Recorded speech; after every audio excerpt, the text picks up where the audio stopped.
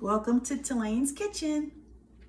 Today I'm going to be making lentils, a comfort food of mine. It's only like 25 degrees out today, and I wanted something kind of filling and warm and something to warm me up. So anyway, we're going to be making lentils today, and I'm going to start with coconut oil in my skillet, about 2 tablespoons of coconut oil.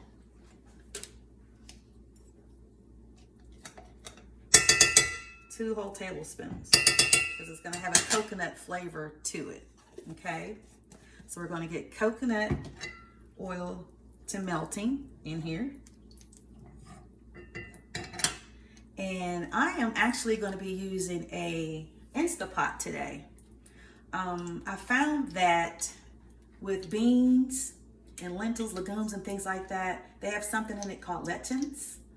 And if you don't soak your beans, or if you don't soak them long enough, you can really get, your digestive system pretty messed up with gas and bloating and things like that. So I found that with pressure cooking, it takes the lectins out, so you don't have to worry about that. You can eat beans with no gas. And so that's been what I've been doing the last couple of years, is using my Instapot to make my beans. Kidney beans have the highest level of lectins in it, so you want to make sure that you soak them overnight when you cook them, or at least, overnight at least. So anyway, we're going to start with our lentils. I got my coconut oil, and I talked about the 3 oils that we use: coconut oil whenever you're cooking, or extra virgin olive oil, or avocado oil. Those are the 3 best oils. Those are the oils that are good for you. All the rest of the oils, most of the oils out there now that are heavily seeded oils and highly processed, are just no good for you, especially canola. I know a lot of people still use canola oil, but you want to definitely stay away from canola and replace it with EVOO, which is extra virgin olive oil, or organic. So we're going to start with our vegetables. And on here I have 3 stalks of celery.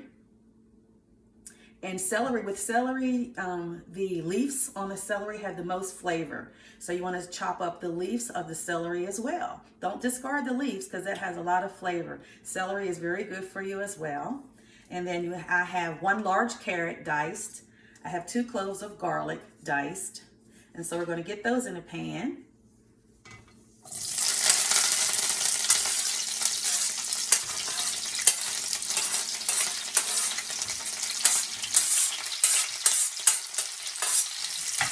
And in addition to that, I have a large onion and a jalapeno with the seeds removed, of course. And we're going to get that onion mixed in here as well.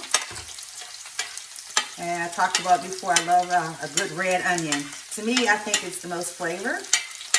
You could use any kind of onion that you have, yellow or white or red. And then that jalapeno. You want to remove the seed unless you want it very spicy. I do like spice, but not too spicy to the point where I can't enjoy it. So I do want to get my jalapeno in there and get that to cooking down. I'm dropping the veggies. So, pretty colorful. We have our celery, we have our onion, we have our carrot, and our jalapeno, okay? So we get that all married together.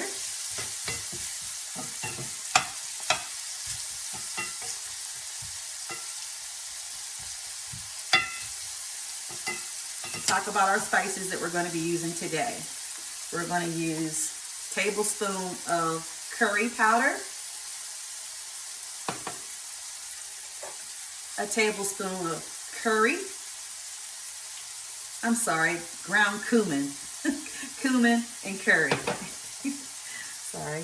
And then we're going to use a tablespoon of turmeric. And as I talked about before, turmeric is very good for you. You could always sprinkle some in your tea, and just overall health benefits from the turmeric. And then we're going to use a teaspoon of thyme and a sprinkle of smoked paprika. And then we're going to use our sea salt, about a tablespoon of sea salt.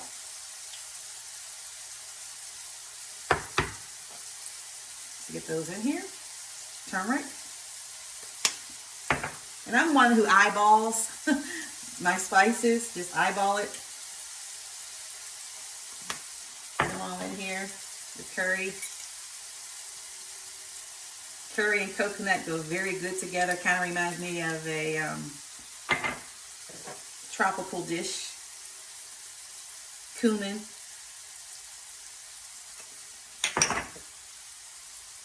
Thyme.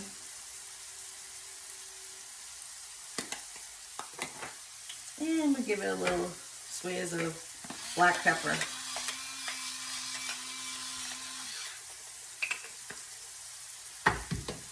Our salt.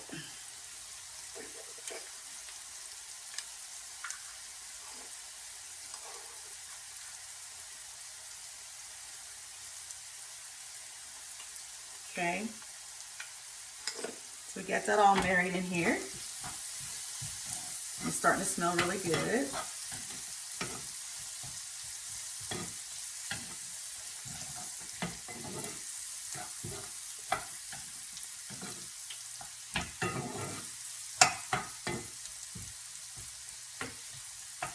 Okay, so when that starts to cook down and marinate down like that,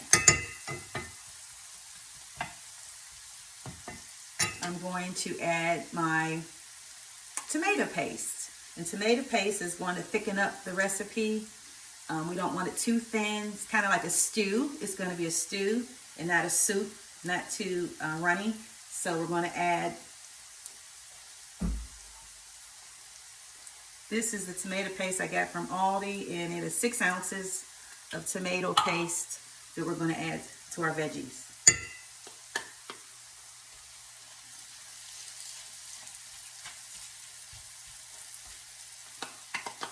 The tomato paste in here.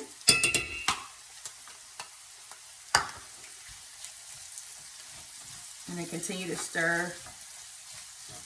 It's going to be very, very thick. And we're going to add it to our lentils, which has already been rinsed and drained. Our lentils. The lentils that have already been rinsed and drained. Okay, so I'm in my Instapot. And I have 8 cups of water. 8 cups of water in my lentils, in my Instapot.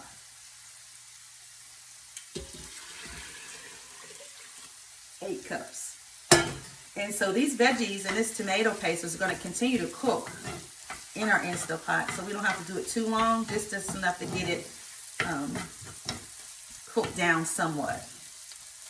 But it's going to continue to cook, and it doesn't take very long to cook. These lentils will be done in about 25-30 minutes in the Instapot on pressure cook.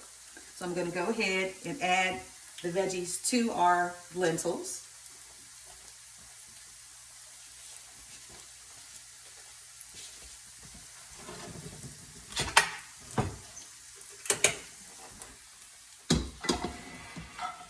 Add it in here.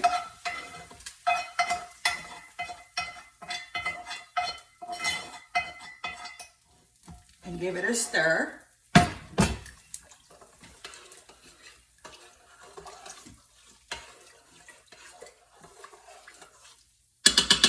Stir it up real good.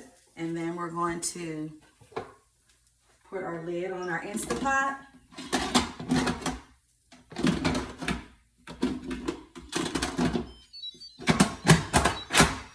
And we're going to put it on pressure cook.